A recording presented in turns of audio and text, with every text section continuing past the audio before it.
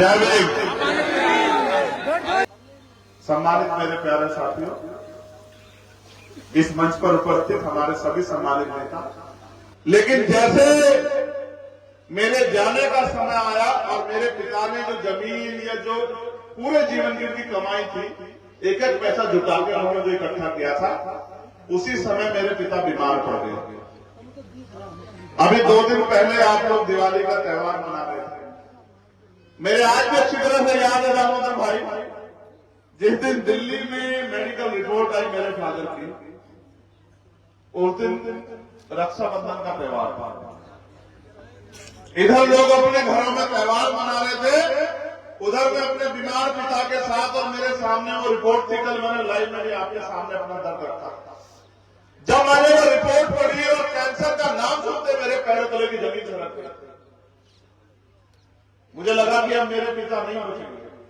पिता हॉस्पिटल में थे, मैं बाहर आ गया कैंटीन में और मैं 2 घंटे रोता रहा, और मेरे आंसू पूछने वाला भी वहां कोई नहीं। मैंने अपने पिता को नहीं बताया कि रिपोर्ट में क्या आया, लेकिन मेरा दिल बैठ गया, क्योंकि आप जितने लोग यहां बैठे हो जिनके पास पिता हो, अपने दिल में हाथ रख के पूछो कि एक बेटे के लिए पिता क्या होते हैं। अपने दिल पे हाथ रख के सोचो, चाहे वो 7 साल का क्यों ना हो जाए, अगर उसके पिता जिंदा है तो उसके पिता उसके हीरो होते हैं, सुपरमैन होते हैं उसके पिता।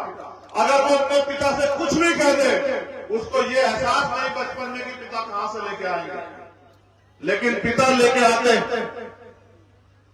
पिता उसकी जरूरतों को पूरा करते हैं। और मैं एक ऐसा बेटा हूं, मेरे याद है जब मुझे जूतों की जरूरत थी, मेरे पिता के जूते भी फटे हुए थे, मेरे पिता ने मेरे लिए जूते अरेंज किए, और वो खूब टूटी हुई चप्पलों में रहे। मैंने देखा अपने पिता, यार पानी लगे।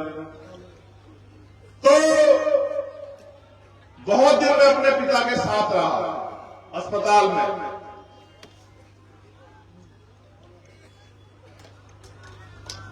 फिर एक ऐसा समय आया, दिन था 11 जनवरी 2013 का, सुबह के 4 बजे, और मैं जाग रहा था अपने पिता के साथ। मेरे पिता ऐसे बैठे हुए थे, मेज पे हाथ रख के, हॉस्पिटल में आईसीयू में। 4 बजे उन्होंने हाथ अपने पीछे किए, और मॉनिटर में जो लाइन चल रही थी सांसों की, वो सीधी हो गई, और मुझे लगा कि मेरा सब कुछ खत्म हो गया। जब मुझे पता लगा कि एहसास हुआ कि मेरे पिता मुझे छोड़ के चले गए। लेकिन मेरे प्यारे भाइयों, मैं आपको ये तकलीफ भी बताना चाहता हूं कि मैंने अपने पिता को क्यों खोया। अगर मैं पैसे वाला होता, या देश के अंदर ऐसी व्यवस्था होती कि जो इलाज अमीरों को मिलता है वो इलाज गरीबों को भी मिल जाता, जो सुविधाएं अमीरों को मिलती है वो किसान मजदूर मेहनत लोगों को भी मिल जाती, तो आज चंद्रशेखर के पिता मेरा हीरो जिंदा होता। लेकिन क्योंकि इस देश में गरीबों का, किसानों का, कमेरों का, मेहनत लोगों का कोई वजूद नहीं है, उनका कोई सम्मान नहीं है। मैंने पिछली सभा में भी आपको बताया था कि उस सड़क पे कोई किसान मरा पड़ा रहे, कोई पूछेगा नहीं, लेकिन अगर एक पशु मर जाए उस पे भी खबर बन जाएगी, मगर उस किसान की कोई खबर नहीं लेगा। तो मैंने अपने पिता को खो दिया, और मेरे इस बीच में हॉस्पिटल के समय में मेरे पिता से मेरी बहुत बात हुई। उनका कहना था कि सबने बाबा साहब अम्बेडकर के संघर्षों से जो फल मिला संविधान के अधिकार के रूप में, उसका फायदा तो उठाया, लेकिन किसी ने भी बाबा साहब अम्बेडकर के दुख को कम नहीं किया। किसी ने भी माननीय काशीराम साहब के अलावा किसी ने भी बाबा साहब अम्बेडकर के दुख को, उनकी पीड़ा को समझने का काम नहीं किया। और एक बाप होने के नाते उन्होंने मुझसे, बेटा होने के नाते इशारे में कहा कि चंद्रशेखर तुम भी विदेश चले जाओगे, पढ़ लिख कर कामयाब हो जाओगे, पैसे वाले हो जाओगे, सेटल भी हो जाओगे, लेकिन अपने लोगों के लिए, दलित, पिछड़े, आदिवासी, मुसलमान, जैन, सिख, बौद्ध, ईसाई, ये जो कमजोर लोग हैं, इनके लिए कोई कुछ करना नहीं चाहता। तो जिस दिन मैंने अपने पिता को खोया, सम्मानित मेरे परिजनों, उस दिन मैंने ये वादा किया कि मैं अब अपना पूरा जीवन अपने पिता के पूरा जो अधूरा सपना उनके मन में जो पीड़ा रह गई है, कि देश के हर एक व्यक्ति को वो स्वाभिमान सम्मान का जीवन और सुख संविधान सबके लिए देता है, मैं इस जीवन को उस काम के लिए लगाऊं। और 2013 से 2023 में हम लोग प्रवेश कर गए। मेरे पास बहुत रास्ते थे। मैं चाहता किसी भी पार्टी का पिछलग्गू बन जाता। बहुत ऑफर थे, आप जानते हो मेरे लोगों। मैं एमपी-एमएलए बन के घर में बैठ जाता, सुख सुविधा वाला हो जाता। लेकिन जो आग मेरे अंदर लगी थी कि आप लाखों लोगों की जिंदगी में परिवर्तन लाना है, वो पूरी नहीं हो पाती, वो आग ठंडी नहीं हो पाती। मैंने जिस दल में सारा ज्यादा से ज्यादा जीवन बिताया, मैंने उनसे प्रयास किया, किसी कारण से मैं सफल नहीं हो पाया।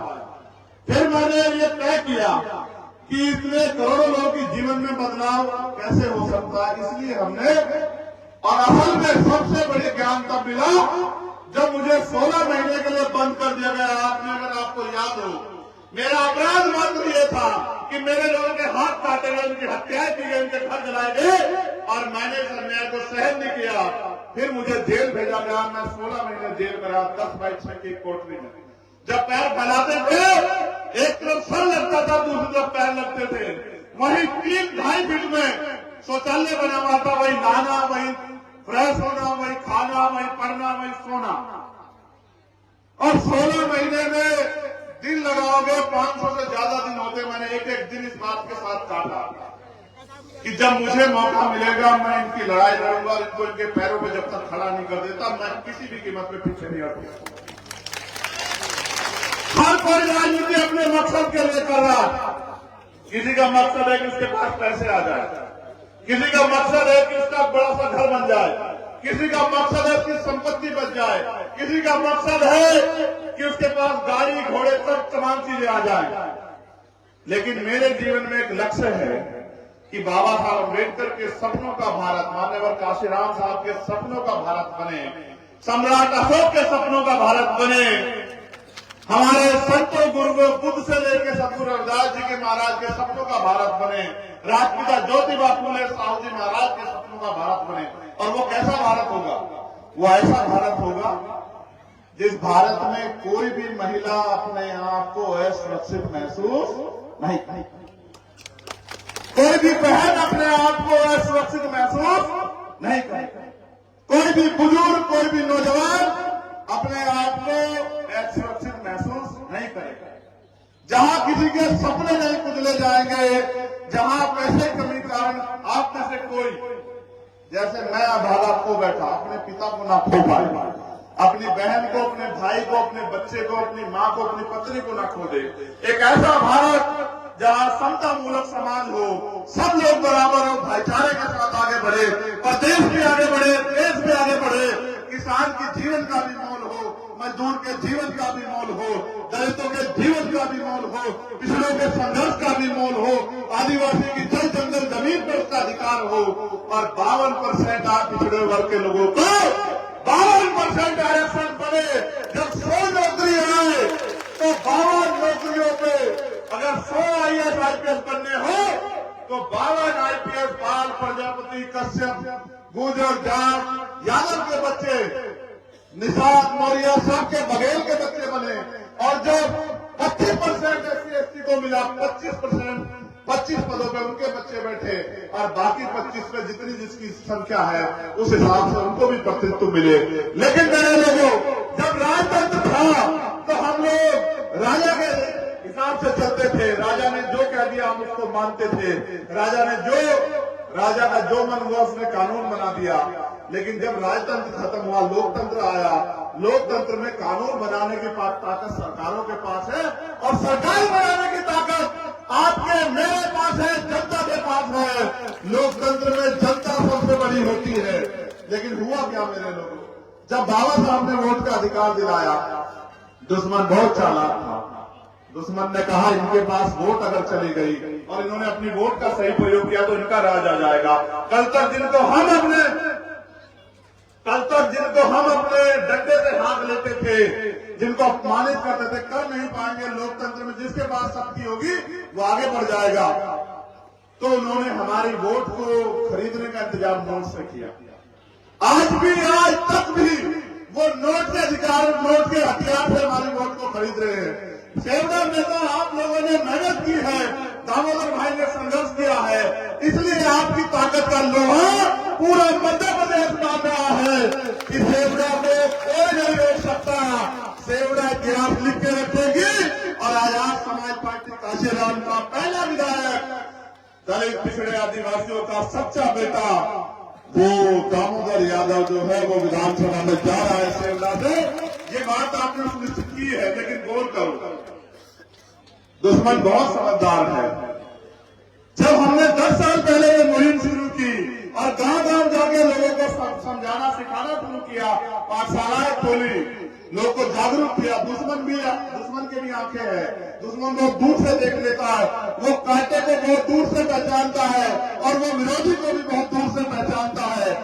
जब हमने संघर्ष शुरू किया, क्या आपने 10 साल पहले किसी पार्टी को सुना कि वो ये कहे कि हम राशन देंगे? बताओ, ईमानदारी से बताओ, कभी सुना क्या आपने? 10 साल पहले कोई पार्टी कहती थी कि हम राशन देंगे चुनाव में? ये क्यों हुआ? ये इसलिए हुआ कि जब हम अपने लोगों को पाठशाला खोल के मीटिंग करके जागरूक करने काम कर रहे थे, दुश्मन समझ गया कि अगर ये लोग जागरूक हो गए, उन्होंने अपनी वोट का सही प्रयोग किया, वोट की शक्ति को समझा, तो इनका राज स्थापित हो जाएगा। इसलिए जब मैं आपको शासन करने की बात सिखाता हूं तो वो आपको राशन की बात सिखाते हैं। वो ये जानते हैं कि अगर राशन के साथ इनको नाम जाया, उनको पता है कि आपके घर में कमजोरी है, उनको पता है कि आपके कनस्तर में 1 महीने का आटा नहीं है, वो जानते हैं, उन्होंने जानबूझ के गरीबी बना के रखी है, क्योंकि वो जानते हैं कि अगर गरीबी खत्म हो गई तो इनके पास समय होगा, इनके कनस्तर में आटा होगा, किसी की मेहनत मजदूरी नहीं करेंगे, ये सोच विचार के निर्णय लेंगे, और ये सोच विचार के निर्णय लेंगे तो फिर ये अपनी वोट को किसी भी कीमत में दुश्मन को नहीं देंगे। उन्होंने 2 तरीके बहुत अच्छे किए। पहला, आदत बिगाड़ो राज करो। उन्होंने हमारे आसपास की बस्तियों में शराब के ठेके खोले और वो चुनाव के समय हमारी बस्तियों में आके शराब बांटते हैं। हम शराब नहीं पीने वाले लोगों की, हम अपने बच्चों का, अपने महापुरुषों के बलिदान का खून पी पी के दुश्मन को ताकतवर करने का काम करते हैं। आप समझते हो, जो आपको बराबर में बिठाए नहीं, वो आपको चुनाव में शराब क्यों पिलाता है? वो आपको इसलिए पिलाता है कि आपकी आदत बिगड़ी रहे। आप शराब को ताकत मान के उनकी मदद करो। जैसा मैंने कहा कि जब मैं शासन की बात करता हूं तो वो राशन की बात करते हैं, वो आपके पेट की कमजोरी को जानते हैं। मेरे लोगों, मुझे एक बात बताओ, जिसका शासन होगा उसके लोगों को राशन के लिए हाथ फैलाना पड़ेगा क्या? जो जिनका शासन होता है वही तो तय करते हैं एमएसपी की गारंटी मिलेगी नहीं मिलेगी। बताओ, मैं झूठ बोल रहा हूं क्या? जिनकी सरकार है वही तो बताते हैं फसल का दाम क्या होगा, बताओ, वही बताते हैं ना। जिनकी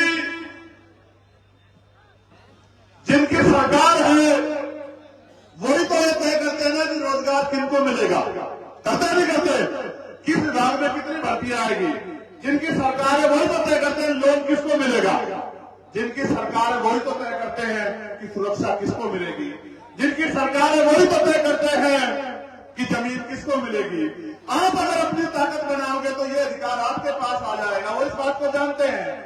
इसलिए पैसे पे वो तमाशा देखना चाहते हैं। उनको लगता है कि अभी भी लोग तैयार नहीं हुए, पिट के छिट के अन्याय सह के लोग तैयार नहीं है। जब चुनाव आएगा हम पैसा फेंक के इनकी वोट को खरीद लेंगे।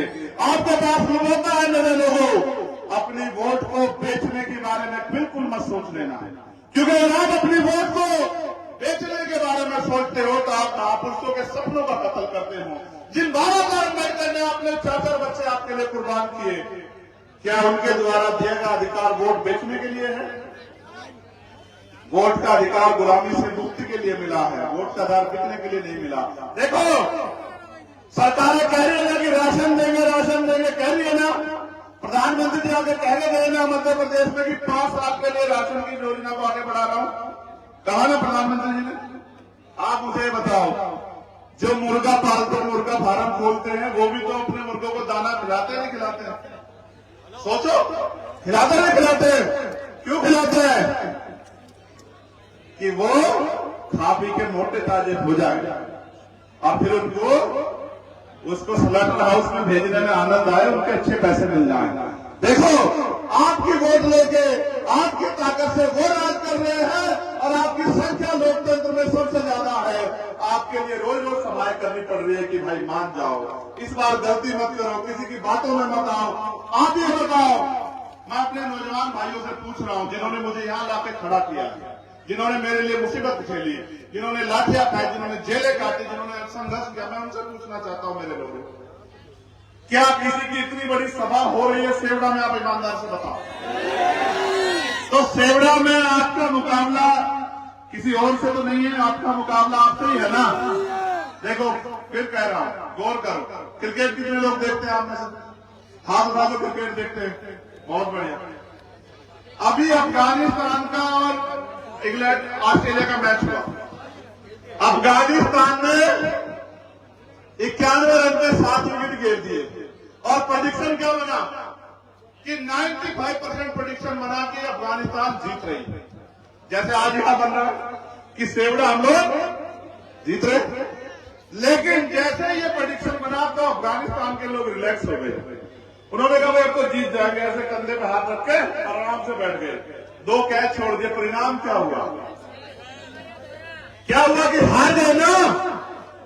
इसलिए आपसे कहने के लिए आया, अगर वास्तविकता में आप मुझे ताकत देना चाहते हैं, आप कहते चंद्रशेखर भाई संघर्ष करो, हम आपके साथ, और आप कहते हमें राज लाना है, जब तक आप अपनी वोट को आजाद समाज पार्टी को नहीं दोगे, राज कैसे आएगा भाई बताओ?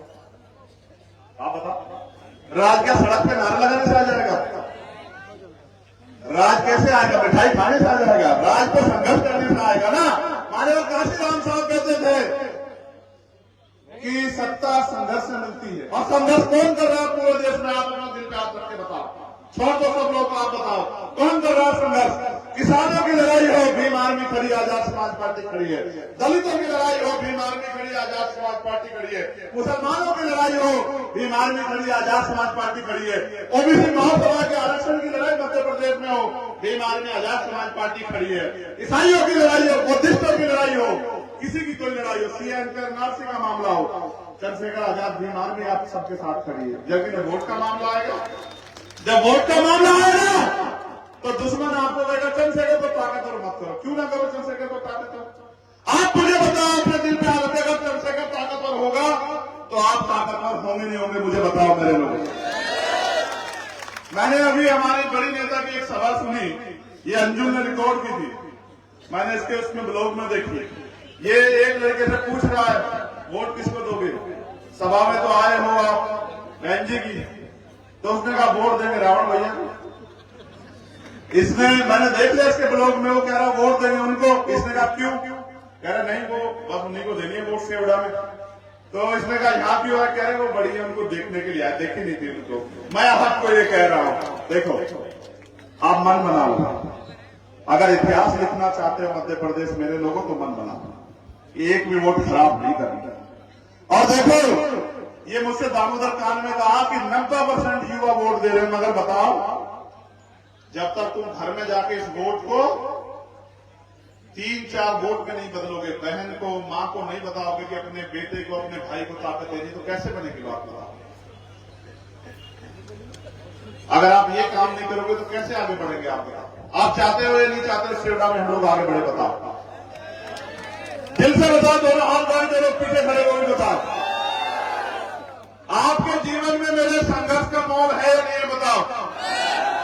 देखो नेताओं को लुभाने पटाने के लिए उनके पास बहुत सब चीजें, वो किसी को पैसे से खरीदते हैं, किसी को साधन से खरीदते हैं, किसी को सीबीआई से डराते हैं, किसी को ईडी से, किसी को इनकम टैक्स से, किसी को एनआईए से।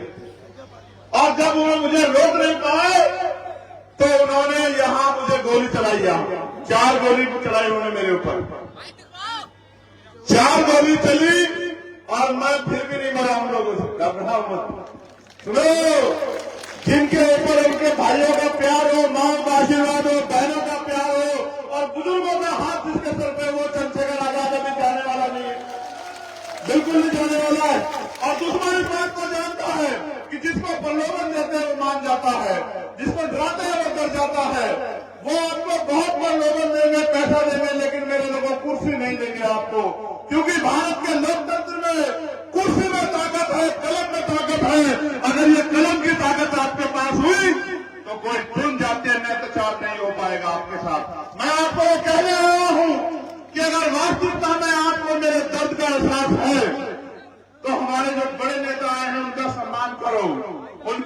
पर सुनो, लेकिन अपने एक एक वोट को 17 तारीख को केतली के निशान पर डालकर इतिहास लिख रहे सेवड़ा में। और सेवड़ा नहीं रहेगा। सेवड़ा में दामोदर यादव को आप लोग विधायक बनेंगे, लेकिन ये एहसान आपका रविंद्र भारती और चंद्रशेखर आजाद का भी होगा। और आप जानते हैं कि ये समाज